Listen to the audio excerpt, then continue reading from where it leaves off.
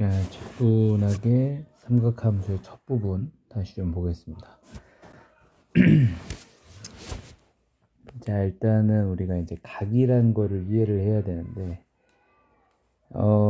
각을 보려고 보다 보니까 이제 예전에는 그냥 이렇게 봤었어요. 뭐 삼각형이 이렇게 있으면은 요각, 요각, 요각 뭐 이렇게 봤었는데, 이게 예전엔 삼각형은 이렇게 보다가 막 이렇게 움직여도 다 똑같은 각이었거든요. 뭐 이렇게 움직여가지고 요각이랑 요각이랑 똑같다면 다 똑같은 각이었는데, 이제 지금부터는 이렇게 된 거예요. 이거를 각을 막 이렇게 옮겨서 똑같은 게 좀 힘든 거죠. 그래서 이런 상황을 없애기 위해서 이렇게 두기 시작한 거예요. 이렇게 X축이 있고 Y축이 있으면 이 4분면 위에다가 각을 두기 시작을 했습니다.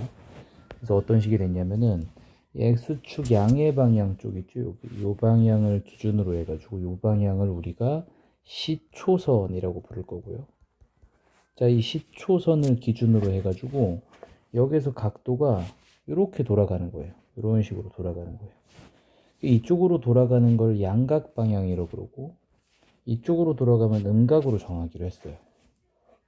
여기 보시게 되면은 시초선 여기 X축이라고 되어 있는데 이게 X축 양의 방향인 겁니다. 그러니까 여기에 이제 X축이 이렇게 있고 Y축이 이렇게 있는 거예요. 이렇게 Y축이 있는 거예요.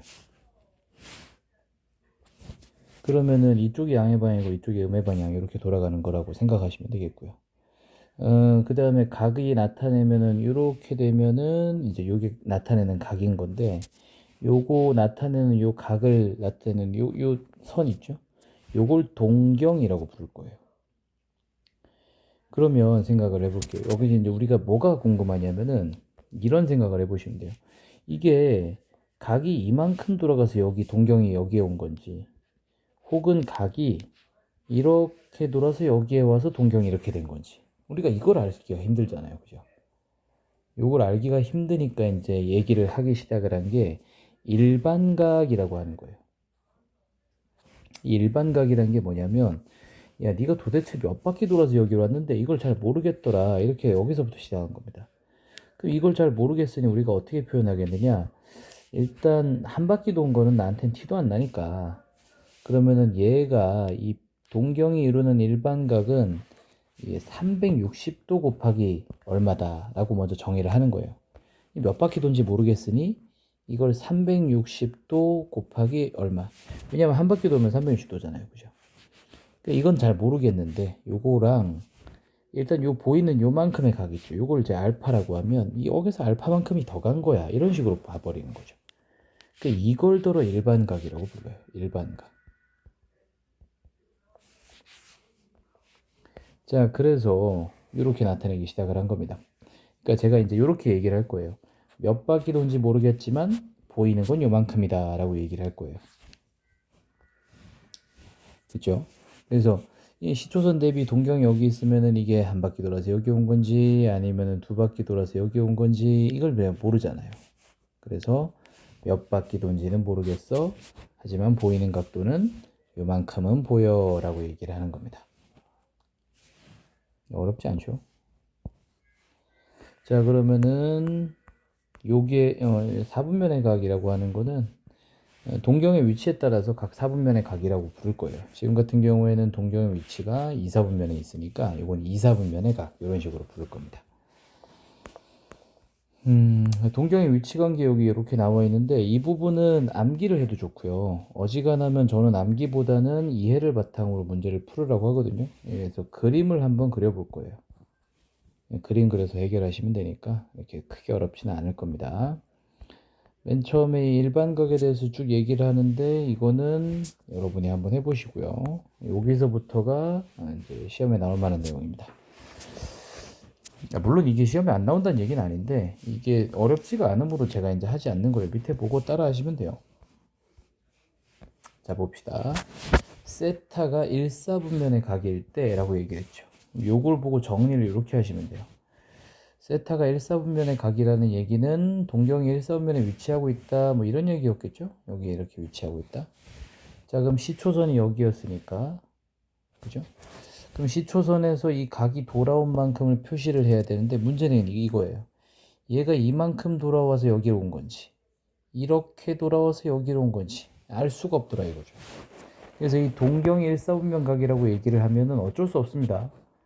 이제 세타라고 하는 게 1사분면에 이렇게 동경을 가지는 이런 각일 텐데 몇 바퀴 돈지는 잘 모르겠네. 360도 곱하기 n 이렇게 쓰고 이 보이는 건 알파야 라고 쓸게요.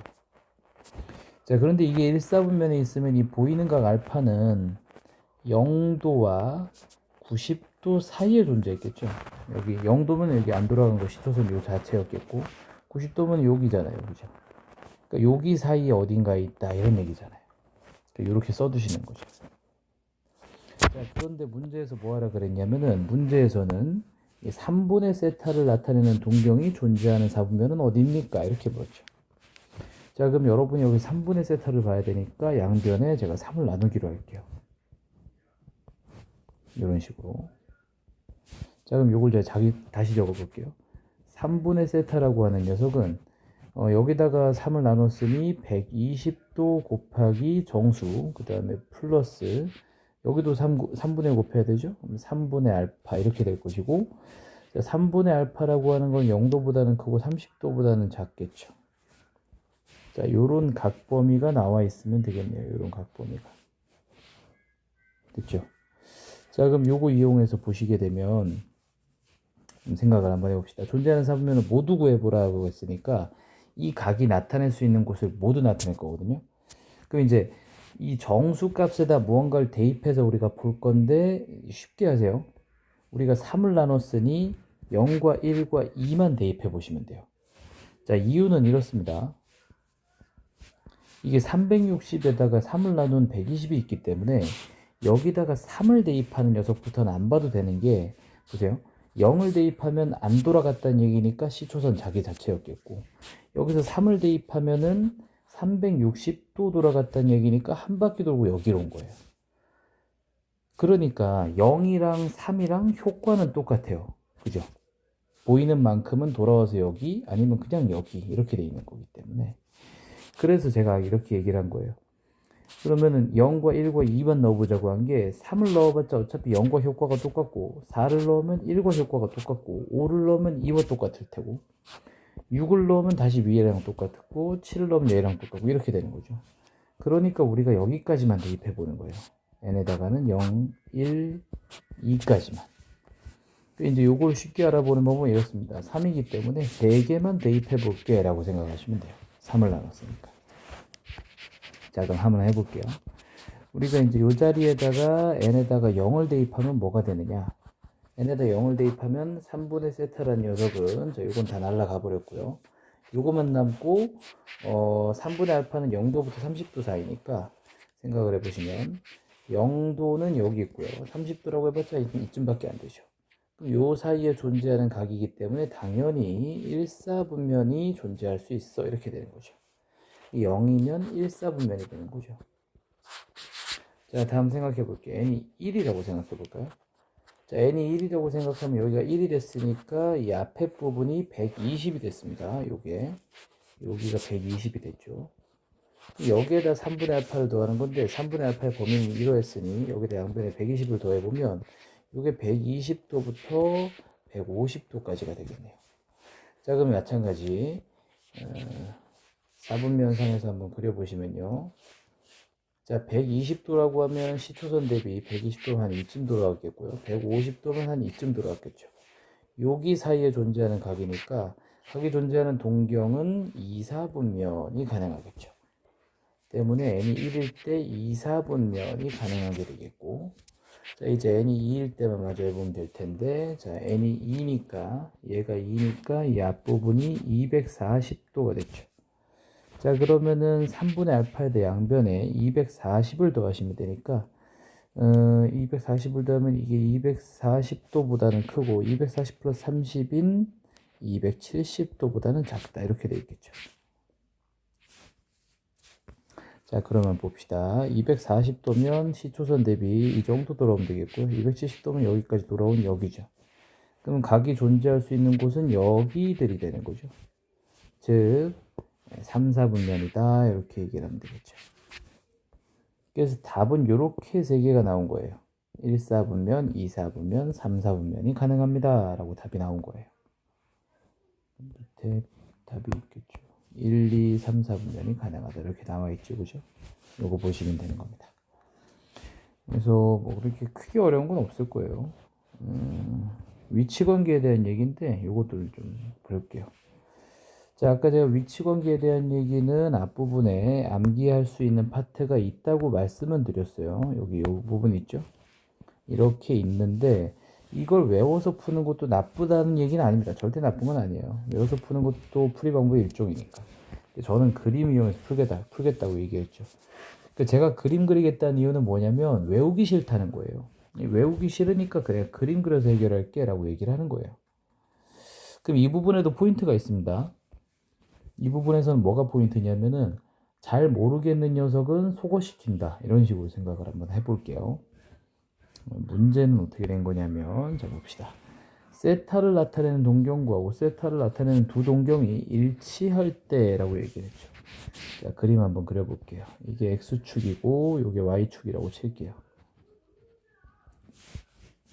자, 그러면 C초선이 여기 이렇게 있는데 세타를 나타내는 동경, 오세타를 나타내는 동경 요거를 표시를 제가 할게요. 세타가 예를 들어 옮겼던 여기라고 칩시다. 여기 세타라고 칩시다. 근데 5세타도 여기래요. 이건 세타이자 5세타래요. 자, 그러면은 이것들은 어떻게 처리할 것이냐? 쉬워요. 내용은 전부 다 일반각으로 표시를 한다는 얘기인데 이 5세타를 제가 일반각으로 표시를 해보면 5세타는 360도 곱하기 몇 바퀴 돌았는지 모르겠으니까 일단 정수라고 생각하시고 보이는 각은 요만큼입니다. 그래서 여기 플러스 알파라고 할게요. 지금은 알파가 범위 없어도 상관없습니다. 어차피 없어질 거거든요. 근데 세타란 녀석은 어떻게 되냐면 세타도 마찬가지 360도 곱하기 정수인 건 확실해요. 근데 보이는 각은 요만큼 알파만큼이 보이니까 이렇게 알파 이렇게 쓰는 거죠. 자, 그럼 여러분들이 이런 수식 두 개를 얻으셨는데 여기서 생각을 한번 해봅시다. 여기에서 우리가 잘 모르는 각이 누구냐? 이 알파라고 하는 거 이제 여기 이 얼마인지 알겠어요? 모르잖아요, 그죠? 이 알파를 잘 모르겠는 거예요, 이 알파들을. 그럼 이걸 없애려면 여러분들이 뭘 하시면 되겠느냐? 양변에서 두 식을 빼보는 거죠. 그러면 알파가 똑같으니까 사라지잖아요, 그죠? 그럼 5세타에 세타를 뺐으니 4세타가 되었고 4세타는 360도 곱하기 정수 빼기 정수니까 정수인 건 확실하죠. 여기까지 돼요. 그럼 알파 모르는 각인 알파가 사라졌죠. 제가 아까 얘기했다시피 잘 알지 못하는 각은 없애버리시면 됩니다. 그러면 이렇게 나왔는데 이거 보세요.